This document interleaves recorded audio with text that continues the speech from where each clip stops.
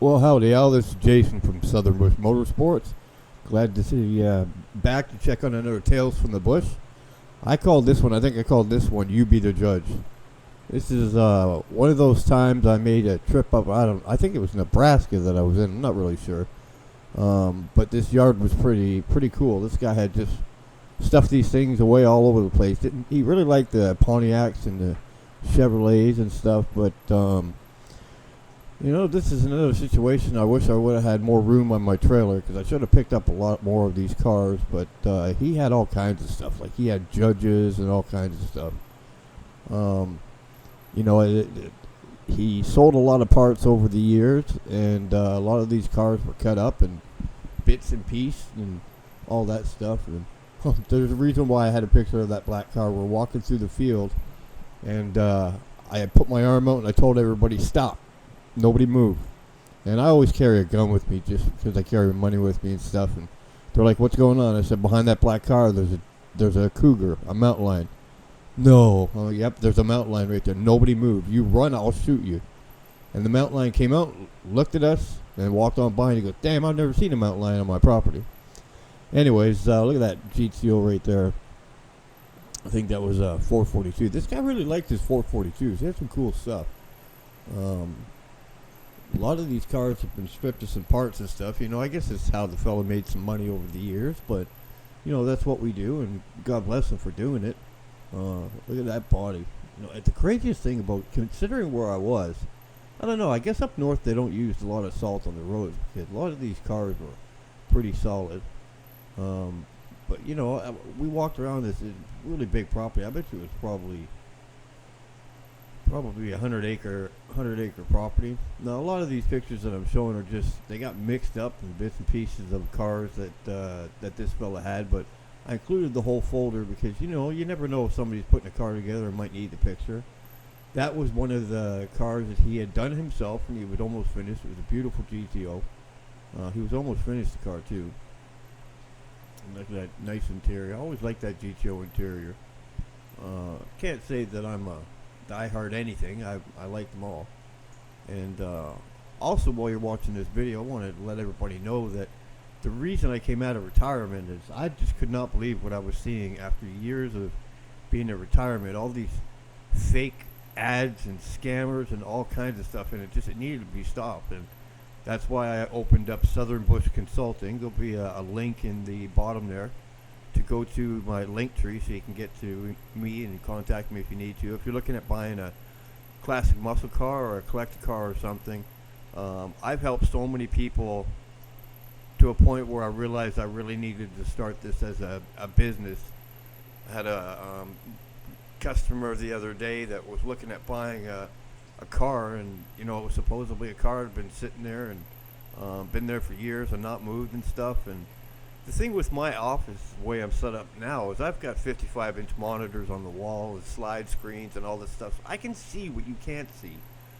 So I blow up these pictures and I look at it and I'm like, if that car hasn't been moved, why is there tire tracks from right in front of the car all the way back that are fresh enough that I can see? So this found out this thing was saved. This thing was staged. It was a staged car. And the truth came out when they found out that I was involved. When the guy said, look, I've contacted Jason at Southern Bush Motorsports, and within a few minutes the guy wouldn't return any phone calls and that. And that's what happens. I'm nobody important, but I've been in this industry for a long time. And usually the BS will stop when they know that I'm involved. So it's a big help when you're trying to buy a car. And I've seen so much garbage. I just had to come out of retirement. And so, like I said, I started Southern Bush Consulting. You can find me on Facebook, and I will have a link tree link below. But this guy's property was really cool. He has some pretty sweet cars. A lot of Firebirds and Trans Ams and stuff. He has some really cool Trans Ams out there. One of them, I wish I knew more about documenting these cars, because I thought that this was a Formula S, one of those 455 Formula S cars that's like super, super rare. This was the car here. I wish I knew more about it. It had the wrong hood on it, but the other hood was lying beside it. And, I always kept books with me and stuff because I don't know everything. I mean, I know a lot, but I just definitely don't know everything. That was a Super Bee that I picked up that somebody had done all the body work on and stuff like that and just ran out of money. Ended up bringing that home with me. And look at the shaker hood on that thing. You know, gosh, I wish I knew more about these cars when I was out there. I think that was a GTO, but super solid bodies on these cars. It was pretty cool how solid these cars were, but you know, they've been stripped down quite a bit. There again, that's that Super Bee I had loaded onto my trailer. Somebody had already done all the work on it, so you know, I thought, hey, why not pick it up and finish the car up? Never really got the time to finish it, so I sold it as a project. Let's see what we got going. Look at the interiors of those cars. Completely untouched. A little rough, but that car could definitely be cleaned up, and it was a 4-speed car. That's the interior of couldn't get the door open on that one, but that was a pretty cool car that was sitting there. I can't remember, I think it was a Camaro. No, it's just neat to see all these old cars out in the field. It was, guy had a hell of a snake problem out there. Get into that briar that's wrapped around those cars, and well, it can cause you some problems. So I got a little trick I used when I came out. Looks like that his and hers shifter, right there. That's what that looks like to me. And a big old convertible. Not all of these cars are super rare, but it's cool to go out to. It's cool to see all this stuff on other people's properties. That. You know, it's I just wanted to share my photo. Now that was one car right there that I was ticked off of myself that I didn't pick up, because that was a real 442, super solid car.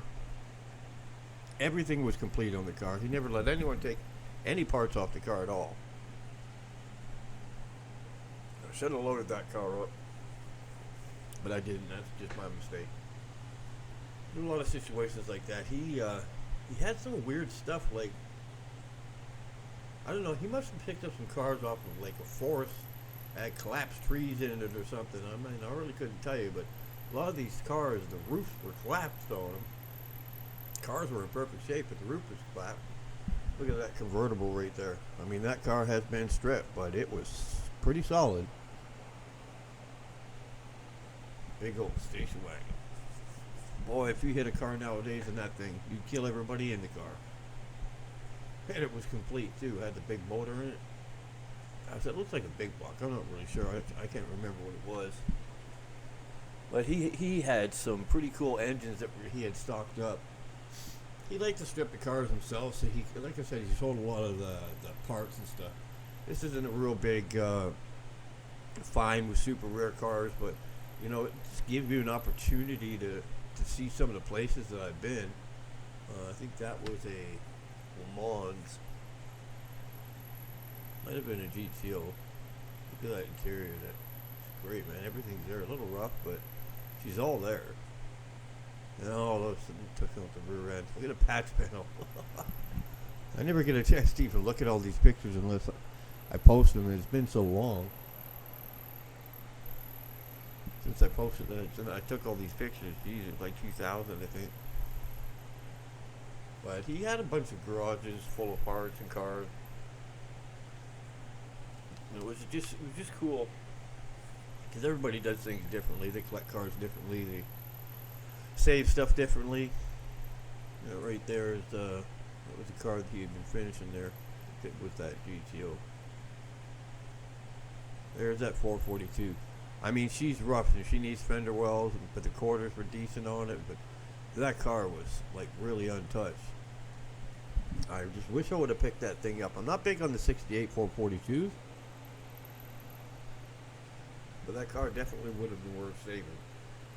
That is for sure. I tried hard to take as many pictures as I could, because a lot of these people, you know, I basically show up on their property unannounced. I think that was the moment there, but yeah, I show up at a lot of these properties unannounced, but the only thing that saved me, a lot of people knew who I was. I made it a habit to not show my face, because I didn't like to get stopped when I was going out in car shows. I never could actually go to a car show without getting bugged a lot. Everybody wanted to know where the big cars were, and you know, I just shake good on that car. Some of these cars were rotted out and rough, but you know, they were what they were. Cars were what they are. There's the other side of that 442. I'm not sure. What was that GTO that he had?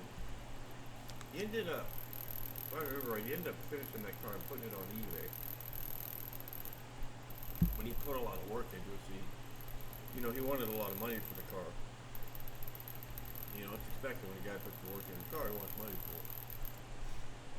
There's a nice little one right there. So, that was a Trans Am. You see how solid these cars are, they're just, there's that convertible thing. I wish that car wasn't so stripped out because he said that was a GTO convertible. But, there's no way to bring a car back after that. I mean, every single little part would be stripped off of it. If you needed to rebody, I guess it'd be a new car because that car was super, super solid. That was actually the interior on the car. Everything was there, if I remember right. That was I think that was a Louisiana or something that he had finished. I don't know why he chose to spend so much money on that big old boat, but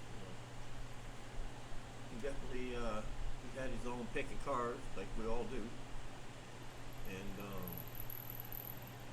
can't remember I think that was under the hood of that big blue Parisienne.